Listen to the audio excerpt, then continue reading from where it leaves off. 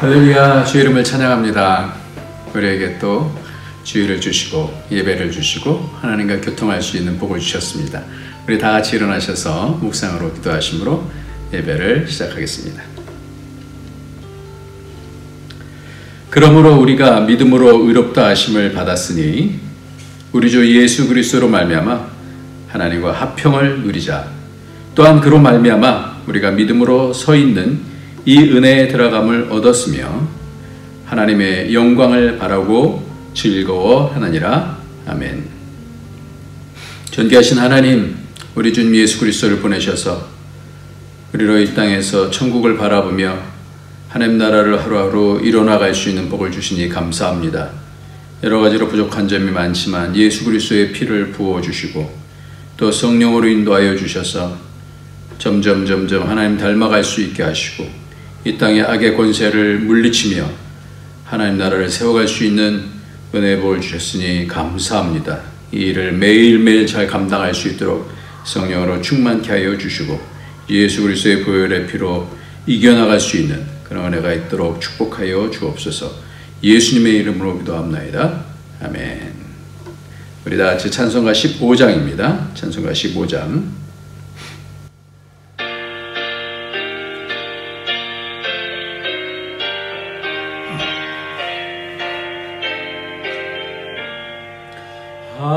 하나님의 크신 사랑 하늘에서 내리사 우리 맘에 항상 계셔 온전하게 하소서.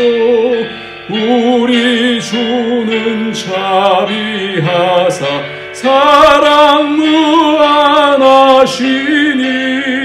두려워서 떠는 자를 구원하여 주소서. 걱정 근심 많은 자를 성령 감화하시며 복과 은혜 사랑받아 평안하게 하소서. 처음과 끝이 되신 주님 항상 인도하셔서 마귀의 유혹 밟는 것을 속히 끊게 하소서. 전능하신 아버지여 주의 능력 주시고 우리 맘에 임하셔서 떠나가지 마소서. 주께 영광 항상 돌려 천사처럼 섬기며 주의 사랑 영영토록 찬송하게 하소서. 우리들이 거듭나서 흠이 없게 하시고 주의 크신 구원받아 온전하게 하소서.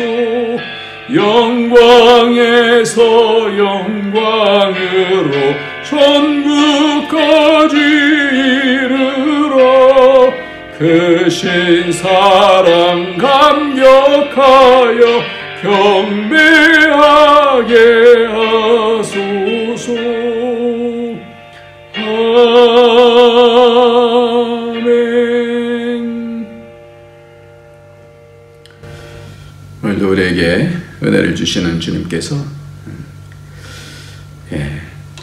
하나님의 복으로 우리를 인도하시며 특별히 우리 속에 있는 죄를 사해 주시고 그러면서 우리로 평안케 하시고 하나님 나라를 이루어 주십니다. 오늘도 하나님께서 주시는 그 복을 붙들고 나갈 때 우리가 회개하면 예수의 피로 덮어주셔서 우리를 용서해 주십니다. 그 용서하심을 따라서 오늘도 우리가 자유롭게 하나님과 교제할 수 있습니다. 이 시간에 나같이 회개하면서 주 앞으로 나갈 수 있는 그런 시간을 갖도록 하겠습니다. 우리 다 같이 기도하겠습니다.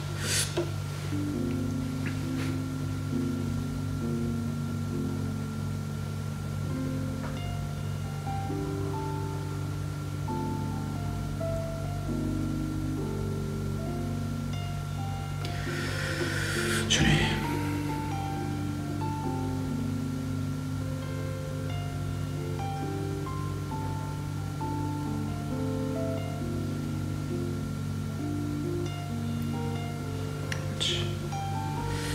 아버지,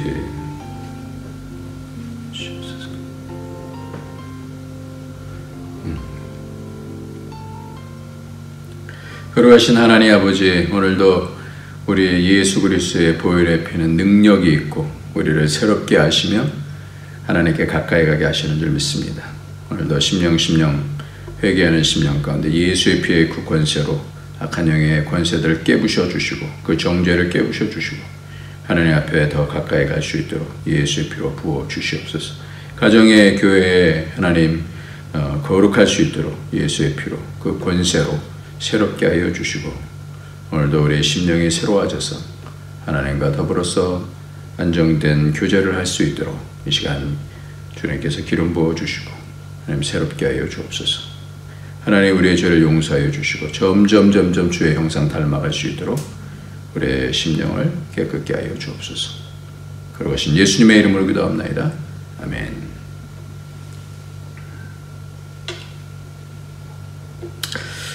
이 시간에는 우리가 하나님의 말씀 보도록 하겠습니다. 하나님의 말씀은 누가복음 17장 말씀입니다.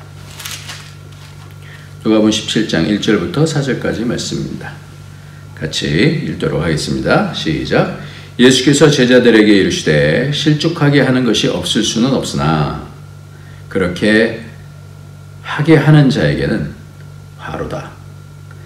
그가 이 작은 자 중에 하나를 실족하게 할진대 차라리 연자맷돌이 그 목에 매어 바다에 던져지는 것이 나으리라. 너희는 스스로 조심하라. 만일 내 형제가 죄를 범하거든 경고하고 회개하거든 용서하라. 만일 하루에 7번이라도 내게 죄를 짓고 7번 내게 돌아와 내가 회개하노라 하거든 너는 용서하라 하시더라. 아멘. 우리가 계속해서 하나님의 말씀을 보면서 율법도 그렇고 신약에 있는 것도 그렇고 똑같이 관계에 대한 부분이다 이렇게 말씀을 했어요. 그래서 이 관계는 하나님과의 관계가 있고 사람과의 관계가 있고 물질과의 관계가 있는데 이것이 서로 복합적으로 역사를 합니다. 그래서 사람과의 관계 가운데서 마음이 깨지기도 하고 그것을 통해서 하나님과의 관계가 또 무너지기도 하고 물질과의 관계 때문에 그것 때문에 완전히 관계가 파탄이 나기도 하고 모르지 않습니까? 오늘은 인간관계에 대해서 말씀하는데 그 관계 가운데서 가장 어려운 것이 바로 이 실족에 대한 거예요. 실족. 관계가 깨어지는 것을 얘기합니다. 실족하게 하지 말라. 내 형제를 실족하게 하지 말라. 이것도 여전히 하나님과의 관계하고 또 연결이 되어 있습니다. 성경에는 여러 가지 관계에 대해서 이렇게 실족하게 될 수 있음에 대해서 예수님께서 강조하시면서 말씀을 하셨는데요. 마태복음 18장 1절부터 10절까지 말씀 한번 오늘 본문과 거의 똑같은 말씀인데 그런데 조금 더 확장해서 좀 말씀해 주시고 있으니까 이 말씀을 좀 더 보도록 하겠습니다. 좀 길지만 우리 같이 한번 읽겠습니다. 시작. 그때에 제자들이 예수께 나와 이르되 천국에서는 누가 크니까? 예수께서 한 어린아이를 불러 그들 가운데 세우시고 이르시되 진실로 너에게 이르노니 너희가 돌이켜 어린아이들과 같이 되지 아니하면 결단코 천국에 들어가지 못하리라. 그러므로 누구든지 이 어린아이와 같이 자기를 낮추는 사람이 천국에서 큰 자니라. 또 누구든지 내 이름으로 이런 어린아이 하나를 영접하면 곧 나를 영접함이니 누구든지 나를 믿는 이 작은 자 중 하나를 실족하게 하면 차라리 연자 맷돌이 그 목에 달려서 깊은 바다에 빠뜨려지는 것이 나으니라. 실족하게 하는 일이 있음으로 말미암아 세상에 화가 있도다. 실족하게 하는 일이 없을 수는 없으나 실족하게 하는 그 사람에게는 화가 있도다. 만일 내 손이나 내 발이 너를 범죄하게 하거든 찍어내버리라. 장애인이나 다리 저는 자로 영생에 들어가는 것이 두 손과 두 발을 가지고 영원한 불에 던져지는 것보다 나으니라. 만일 내 눈이 너를 범죄하거든 빼어내버리라. 한 눈으로 영생에 들어가는 것이 두 눈을 가지고 지옥불에 던져지는 것보다 나으니라. 삼가 이 작은 중에 하나도 업신여기지 말라. 너희에게 말하니 그들의 천사들이 하늘에서 하늘에 계신 내 아버지의 얼굴을 항상 배옵느니라. 아멘. 이렇게 실족에 대한 문제가 실족해하는 문제가 다른 사람들이 실족해서 하나님께 오는 것을 막게 된다면 차라리 연자맥도를 그 목에 들이우는 것이 오히려 차라리 낫다. 이럴 정도로 실족하게 하는 문제가 그 영혼이 하나님께로부터 완전히 떨어지게 되어지면 그보다 더 큰 화가 없다라는, 그보다 큰 죄가 없다라는 거죠. 그러니까 아예 그런 범죄를 하거든 찍어내버리라, 그렇게 얘기합니다. 그렇기 때문에 이 실족이다라고 하는 문제는 죄 중에서도 하나님 앞에 가까이 가는, 죄라는 것이 하나님께로부터 멀어지게 하는 건데 하나님으로부터 더 멀어지게 하는 그러한 죄가 바로 이 실족에 대한 죄입니다. 예수님께서는 또한 그 사람과 사람과의 그 실족뿐만 아니라 그 예수님께 대해서도 실족할 수 있음에 대해서 생각을 하고 계셨어요. 그래서 사람과의 관계에는 서로 막 좋아하다가도 실족해서 서로 이혼도 하고 실족해서 서로 헤어지기도 하고 이런 것들이 반복이 되잖아요. 기대를 하고 이렇게 하다가 나중에 그런 부분들이 채워지지가 않는 거예요. 이 부분에 대해서 예수님께서는 자신에게 대해서 실족할 수 있음을 알고 실족하지 않아야 될 것에 대해서 말씀하시는데요. 마태복음 11장 2절부터 6절까지 말씀을 보면요. 요한이 옥에서 그리스도께서 하신 일을 듣고 제자들을 보내어 예수께 여짜오되 오실 그 이가 당신이 오니까 우리가 다른 일을 기다리오리까? 예수께서 대답하여 이르시되 너희가 가서 보고 듣는 것을 요한에게 알리되 맹인이 보며 못 걷는 사람이 걸으며 나병 환자가 깨끗함을 받으며 못 듣는 자가 들으며 죽은 자가 살아나며 가난한 자에게 복음이 전파된다 하라. 누구든지 나로 말미암아 실족하지 아니하는 자는 복이 있도다 하시니라. 세례 요한에 대해서까지도 이렇게 실족에 대한 말씀을 하시는 걸 보면 실족의 문제는요, 인생에 있어서 매우 다양하기도 하고 매우 중요한 문제인 것을 알 수 있습니다.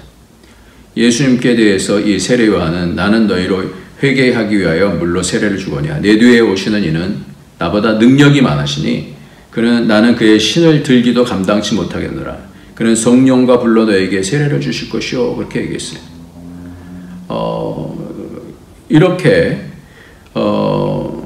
세례 요한은 예수님에 대한 부분에 대해서 자기는 물로 세례를 주지만 그분은 불과 성령으로 세례를 주고 그는 나보다 능력이 많으시다, 이렇게 말씀을 했거든요.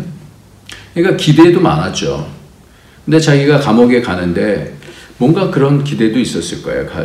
본인이 감옥에 가서 죽게 되는 그런 형편 가운데서 내가 예수님을 소개하는, 광야에서 외치는 자의 소리로서 예수님을 소개하는 그런 직분을 맡았는데 이분이 그분인가? 이분이 내가 내 인생을 걸고 한 이것이 맞는가라는 것을 이 감옥에서 좀 많이 힘들지 않겠습니까?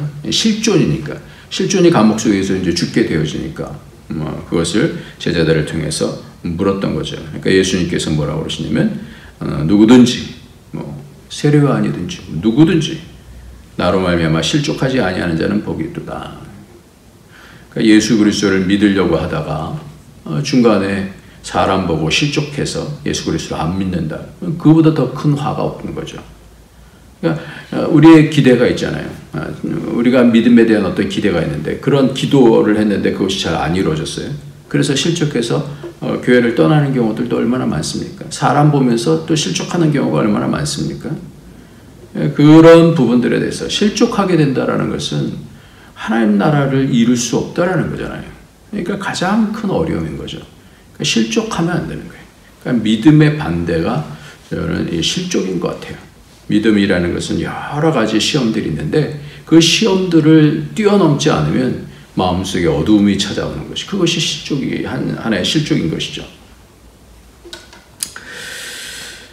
이 세례 요한도 자기가 이제 구약에 있어서, 구약과 신약에 있어서의 그 경계선의 인물이지 않습니까? 그러니까 이 사람이 기대했던 것들이 참 구약적인 사고를 가지고 많이 기대를 했었던 것 같아요.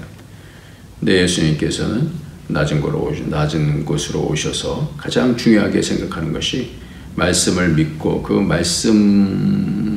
말씀보다도 더 큰 어떤 능력 뭐 이런 것들이 행해질 줄 이렇게 알고 있는데 자신이 그런 걸 들은 바가 없으니까 그것을 확인하고 싶었던 것 같습니다. 그래서 오늘 말씀이 바로 그런 부분이에요. 그 오시리가 당신입니까? 우리가 다른 일을 기다려야 되겠습니까? 본인이 분명하게 세상죄를 가지고 간 하나님의 어린 양이다. 그는 불과 성령으로 세례를 주실 뿐이다. 이렇게 말씀을 했음에도 불구하고 이렇게 실족할 수 있다는. 그러니까 우리의 시간 안에서, 우리의 삶의 시간 안에서 여러 가지 시험들이 많이 와요. 그때 실족하지 말아야 된다는 거죠. 엘리야 같은 경우도 그러지 않았습니까? 엘리야 19장 4절에 보니까 그가 실족했어요. 그래서 한번 같이 읽으면 자기 자신은 광야로 들어가 하룻길쯤 가서 한 로뎀나무 아래에서 앉아서 자기가 죽기를 원하여 이르되 여호와여 넉넉하오니 지금 내 생명을 거두시옵소서. 나는 내 조상들보다 낫지 못하니이다. 번아웃이 되어졌어요. 그래서 그 하나님께 앞에서 이제 로뎀나무 아래에서 하나님께서 또 얼음 만져주시고 먹이시고 그러면서 40일을 40주야를 해서 호렙산까지 갔는데 호렙산에서 하나님께서 이렇게 만나주시지 않습니까? 19장 10절부터 12절까지 한번 보겠습니다. 그가 대답하되 내가 만군의 하나님 여호와의 열심히 유별하오니 이는 이스라엘 자손이 주의 언약을 버리고 주의 제단을 헐며 칼로 주의 선지자들을 죽였으며 오직 나만 남았거늘 그들이 내 생명을 찾아 빼앗으려 하나이다.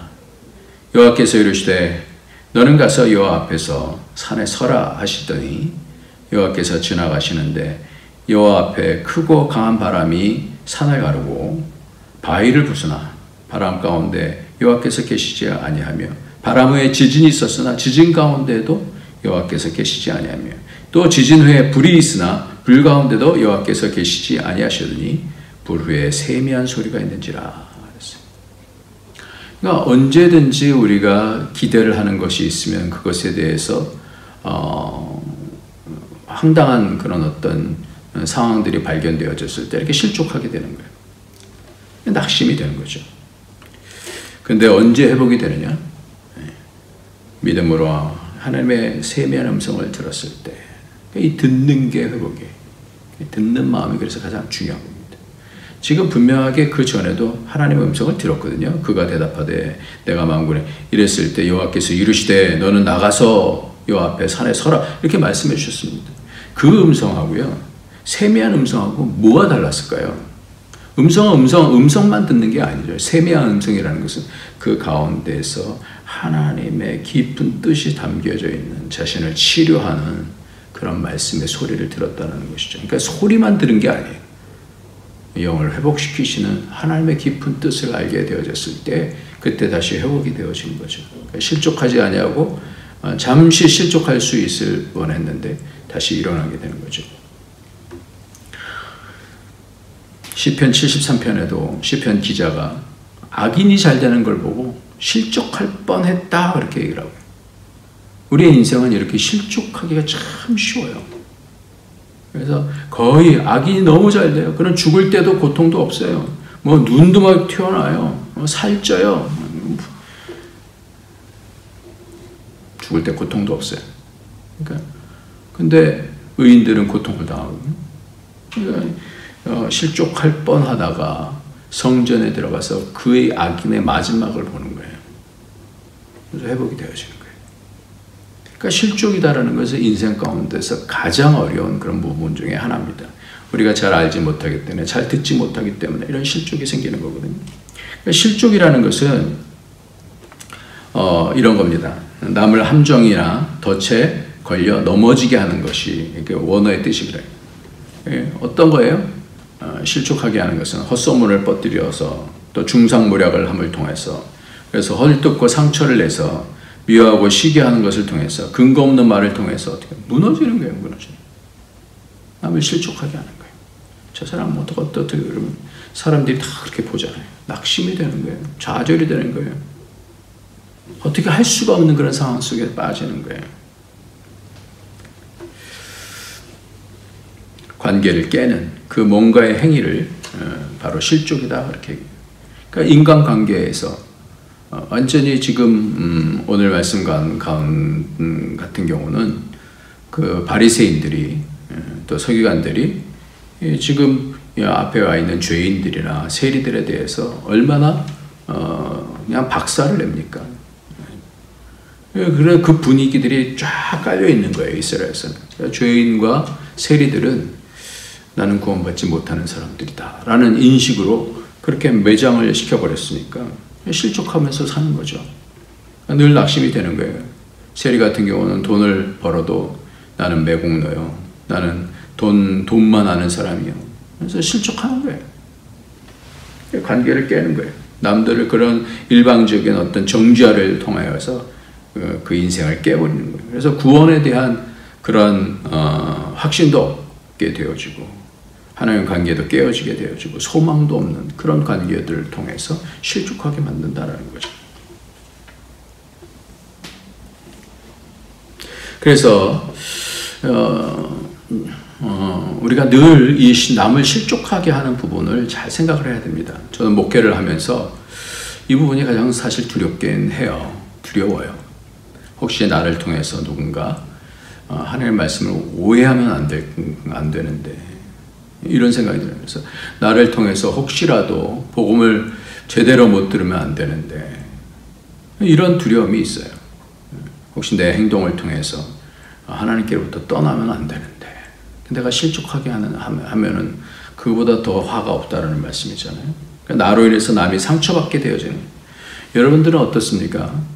우리는 완벽한 사람들이 아니기 때문에 나의 생각이나 판단이나 내 행위나 내 말을 통하여서 그러면서 인간관계가 돼서 남에게 상처를 많이 주는, 화를 내고 나쁜 얘기하고 이러다 보면 어떻게 해요? 사람들이 실족하게 되는 거잖아요. 하나님도 상처를 받으셔요. 하나님도 상처를 받으세요. 그래서 그 엘리의 아들들을 통하여서 상처를 많이 받으셔요. 하나님께서 말씀해 나를 존중하는 자를 내가 존중하고 나를 경멸하는 자를 내가 멸시하겠다. 내가 나를 멸시하는 자를 내가 경멸하겠다 이렇게 말씀드려요. 그러니까 이 말을 통해서 상처를 받고 무너지게 되어지고 그렇죠. 가인과 같은 경우가 그러지 않습니까? 구원의 표까지 주었는데도 불구하고 가인의 7대 손은 자신을 향해서는 그 더 악한 그런 얘기를 하지 않습니까?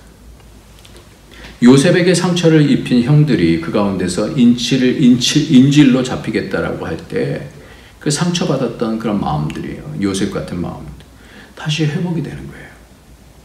그러니까 상처를 줄 수도 있고 그 상처 가운데 회복을 줄 수도 있는 거예요. 그 행위를 통해서, 그 말을 통하여서. 사람과의 관계는요, 서로 힘을 주고 사랑을 주고 서로 받는 거예요. 그러니까 욕을 줄 수도 있고 악을 또 줄 수도 있고 무너뜨리기도 하고 또 사랑을 통해서 회복도 되어주고 그러는 거예요. 우린 그릇이거든요. 근데 궁극적으로 이 본인의 어떤 악함 때문에 남을 파괴할 수도 있는 겁니다. 실족하게 하는 거죠. 바리새인들은 바로 하나님과의 구원의 관계로 인도하는 듯 하다가 오히려 하나님의 마음으로부터 진정한 구원으로부터 멀어지게 하는 그런 자들이에요. 멀어지게. 여러분 한번 생각해 보세요. 욕을 하면 싫은 것을 골라서 하면 마음이 상하지만 자존심 상하게 말하고 갑질하고 누르고 교만하고 화나게 되면 그러잖아요. 근데 친절하게 하고 존중하고 사랑하고 섬기고 베풀고 격려하고 세우면 힘이 나지 않습니까?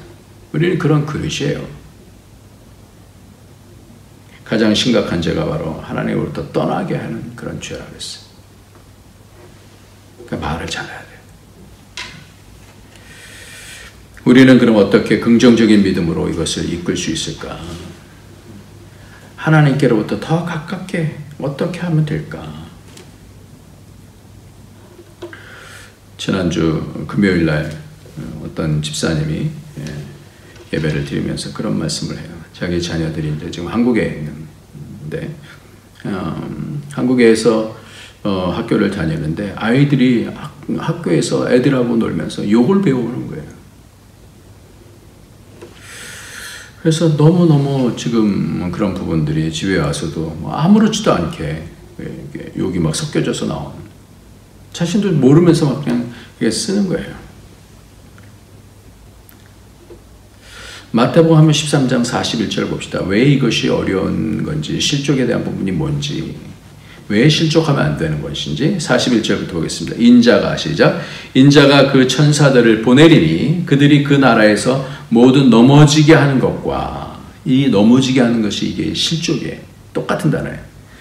그 나라에서, 그들이 그 나라에서 모두 넘어지게 하는 것과 또 불법을 행하는 자들을 거두어 내어 풀무불에 던져 넣으리니 거기서 울며 이를 갈게 되리라. 지옥으로 가는 거예요. 그때 의인들은 자기 아버지 나라에서 해와 같이 빛나리라. 귀 있는 자는 들으리라. 이거 두 가지예요. 두 가지. 예수님께서 인자가 천사들을 보내서 그 나라를 분별하는데 어떻게 해요? 어떤 사람을 통해서 넘어지게 하고 불법을 행하는 자들을 다 이렇게 갈라요. 풀무불에 넣어요. 그러니까 우리의 삶이 나중에 이런 분별이 되어지는데 얼마만큼 사람들을 실족하게 했는지, 아니면 살려냈는지, 왜 이렇게까지 심각하게 말씀하는 걸까요? 이 실족이라는 단어가 너무너무 주님께서 바라보면서 이 실족을 통하여서 사람들이 무너지기 때문에 그래요. 그래서 실족한 사람들을 다시 살려내는 그런 은혜가 우리 속에서 있어야 돼요. 그런 사역이 우리 속에서 있어야 되는 줄 압니다. 제가 어저께인가 어떤 배우가 있는데, 김혜은이라고 하는 배우인데, 혼자 버려진 아이들을 말리는 사람이 없으니 일탈하고 원죄교제도 하죠. 이러다 굶어 죽겠다, 인생 망하겠다 하는 아이들이 청소년 쉼터로 들어와요. 그래서 이 김혜은이라는 50살이나 되신 분인데, 배우인데요. 원래 기상캐스터 하다가 이렇게 배우까지 되신 분이에요. 근데 청소년 쉼터를 한 14년인가 이렇게 운영을 하시는 그런 분이에요. 그래서 가정박 소년, 가출 청소년을 가정박 청소년이라 그렇게 부른다 그래요. 2010년서부터 꾸준하게 이렇게 봉사를 해서 이번에 대통령상을 이렇게 받는 분인데, 자기가 한 거는 별거 없어요. 무슨 이렇게 상까지 받는지 잘 그러면서 그러는데, 이분이 여러 삶을 통해서 자기가 이런 깨달음이 있었다 그러면서 김 씨는 7년 전쯤 찾았던 경기 고양시의 한 쉼터에서 만난 두 자매를 잊지 못하고 있습니다. 두 자매는 쉼터에 오기 전 아버지에게 성폭행을 당하고 방치된 채 지내고 있었습니다. 먼저 쉼터로 탈출한 동생이 망설이는 언니에게 여기는 때리는 사람도 없고 선생님이 삼시세끼를 다 챙겨준다라고 설득해서 함께 지내게 됐습니다. 김 씨는 작년 한 바자회에서 자매를 다시 만났습니다. 김 씨는 무기력했던 아이가 어느새 자기를 품어줬던 쉼터 선생님이 됐다는 말씀을 듣고 감사와 애잔함이 가득히 차올랐다고 했습니다. 예, 이렇게 바뀌어지는 거예요. 사람을 살려내는 거예요. 이것이 실족하지 않게 하고 우리의 사명은 뭐예요? 화목하게 하는 자라 그랬잖아요. 그런 직책을 받았다 그랬잖아요. 화목하게 하는, 하나님과 화목하게 하는, 망가뜨리는 인생이 아니라 망가진 인생도 다시 살려내야 되는 그런 부르심으로 우리를 불러주셨다는 것이죠.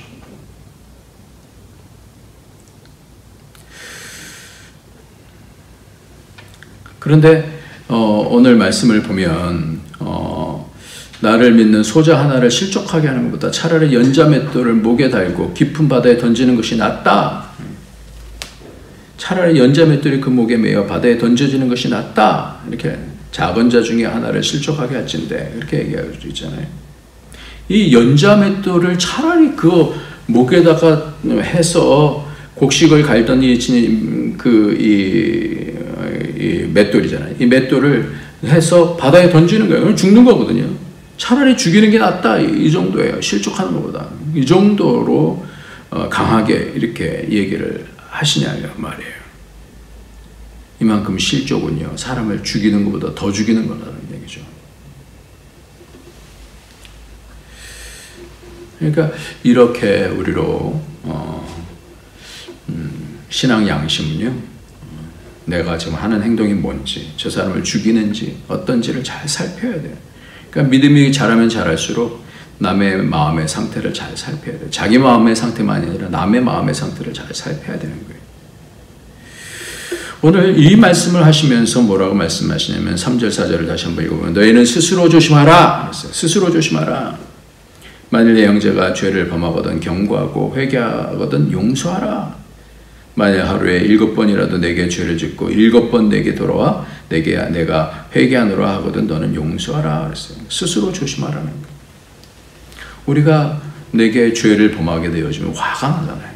그러니까 그것이 이제 속에서부터 화가 독이 돼갖고 막 퍼붓게 되지 않습니까? 그러면 죽이는 거잖아요. 차라리 목에 연자맷돌을 두르고 죽게 하는 게 낫다. 그 영혼까지 상하게 되어지고 그러면 몸이 죽는 것보다 더 큰 그런 어떤 이 지옥을 가게 될 수 있으니까 그렇게 하지 말라라는 거예요. 그래서 오늘 말씀을 보면 7번 죄를 지고 7번 내게 돌아와 77이 49에 77이 49 49번 다 용서하라는 그런 말씀입니다. 세리 사케오가 집에 들어가서 용서를 우리 주님께서 이제 우리는 초청하잖아요. 예수님을. 그랬을 때 그가 회개할 때 주님께서 용서하시고 그 집에 구원이 임했다라고 선포하시지 않습니까? 예수님께서 오신 이유는 율법을 통해서 죄인을 만들어 사람을 옥죄려는 것이 아니잖아요. 지난번에도 말씀드렸듯이 율법은 죄에 대해서 밝히는 거예요. 그러니까 율법을 통하여서 온전한 자가 없기 때문에 다 죄인이기 때문에 더 많이 안다는 것으로 좀 더 율법에 대해서 형식을 잘 지킨다는 것으로 직위가 높다는 것으로 자기 의를 쌓는 자들이 있었는데 그들은 내가 이 행위를 통해서 구원한다라고 생각해요. 그런데 율법을 주시면서 항상 같이 주시는 것이 뭐라 그랬죠? 공식처럼 외우셔야 될 것이 율법만 주시는 것이 아니라 율법 안에 뭘 주셔요? 우리가 행할 수 없으니까 언약을 주신다고요. 뭐라고요? 다시 한번 율법과 뭘 주신다고요? 언약을 주신다는 거예요. 이거를 우리가 공식처럼 외워야 되는 거예요. 뭐라고요? 율법과 뭘 주셔요? 언약을 주시는 거예요. 언약이라는 것은 메시아를 주셔서 우리를 구원하시겠다는 거예요. 율법을 통해서 하나님의 백성이 하나님의 기준이 뭔지를 알게 하시고 그 모든 것들 위에 있는 하나님의 언약을 통해서 이 모든 것들을 다 이루시겠다는 거거든요. 온전하게 하시겠다는 거거든요. 그래서 그 어떤 자기 의를 통해서 남을 실족하게 만들지 마라. 아무리 연약한 사람이라도 실족하게 만들지 말라 그런 거예요. 우리는 죄를 짓게 되면 우리의 한계는 보통 어때요? 하나, 둘, 셋. 그럼 막 퍼붓죠. 뭐 처음부터 퍼붓는 사람도 있지만 조금 더 넣어 그러면 10까지 세죠. 하나, 둘, 셋, 넷.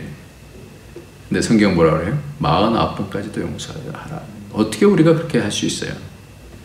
용서라는 건요, 우리의 하나, 둘, 셋의 인간을 테스트하는, 우리의 한계를 테스트하고자 용서하라고 하신 것이 아니에요. 우리의 용서의 근거는 우리에게 있지 않습니다.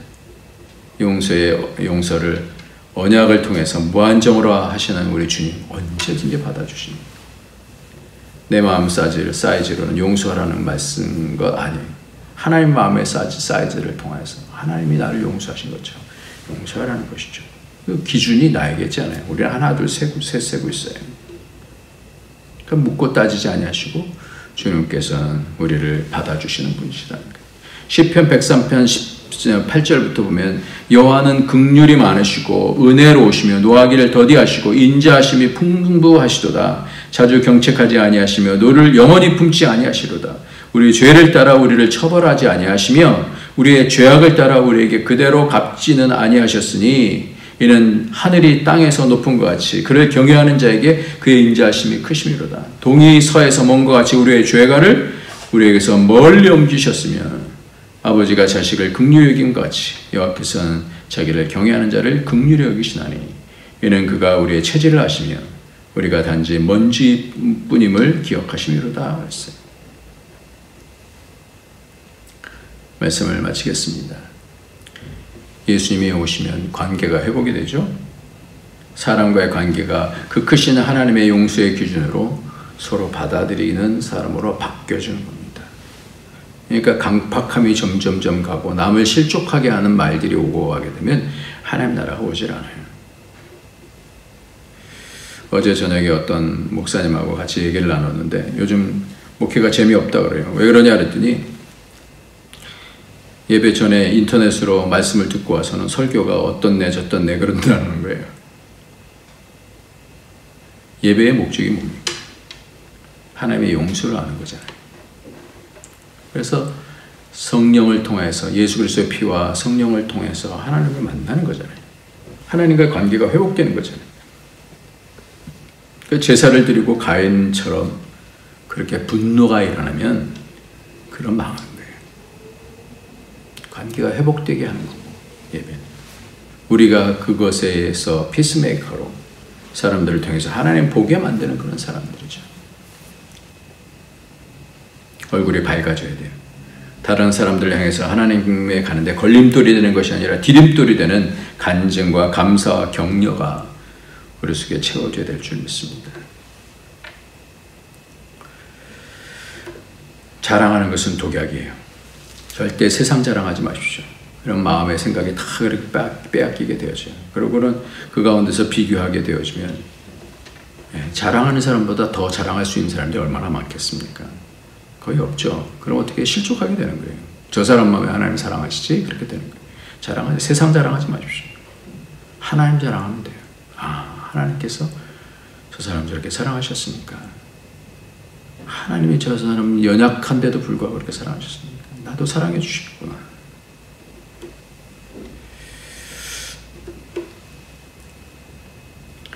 옛날 선교 초기에 조선에 온 미국 선교사가 보니까 양반들이 모두 머리에 갓을 쓰고 있는데 그 모습이 하도 신기해서 한 유식한 양반에게 물어봤습니다.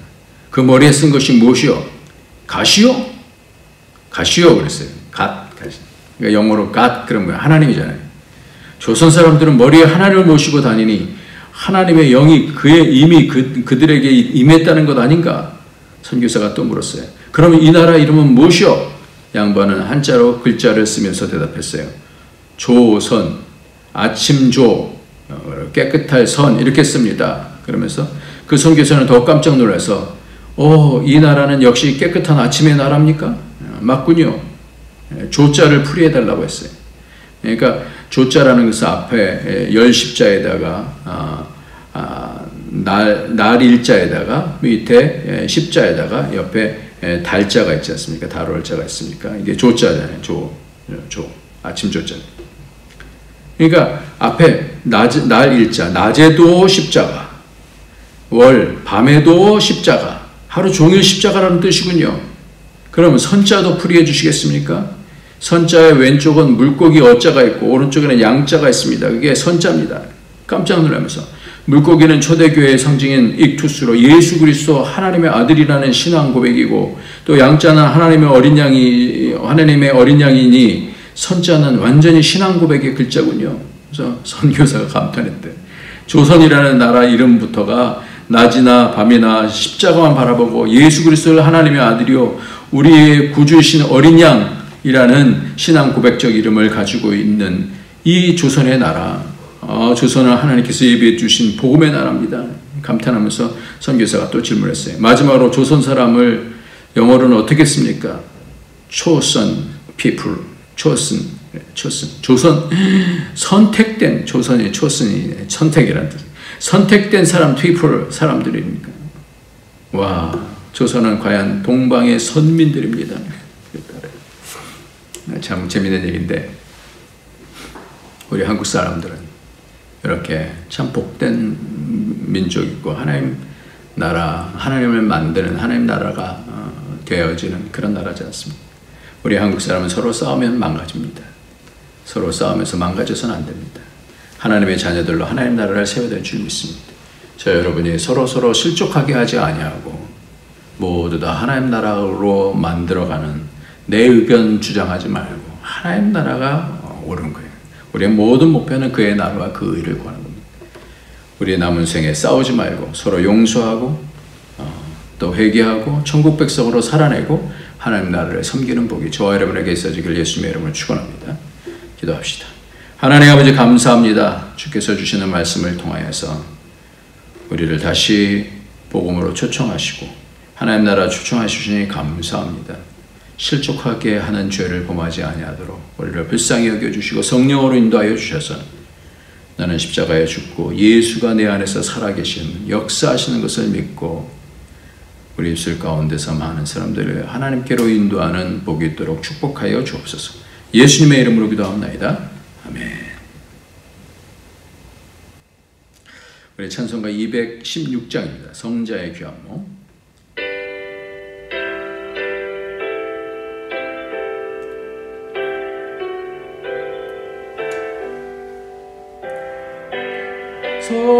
성자의 귀한 몸 날 위하여 버리신 그 사랑 고마워라. 내 머리 숙여서 주님께 비는 말 나무어 주님께 바치리까. 지금도 날 위해 간구하심 이 옅은 믿음이야옵나니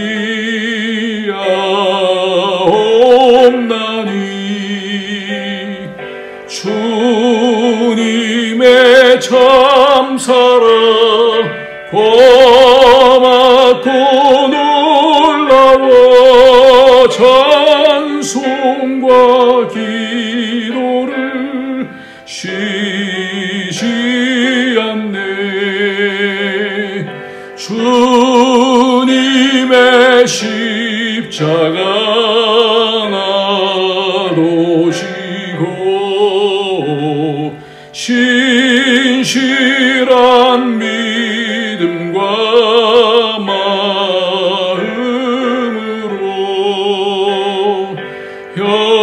형제의 사랑과 친절한 위로를 네게 나 베풀게 하옵소서. 만 가지 은혜를 받았으니 내 평생 슬프나 즐거우나 이 몸을 온전히 주님께 바쳐서 주님만 위하여 늘 살겠네.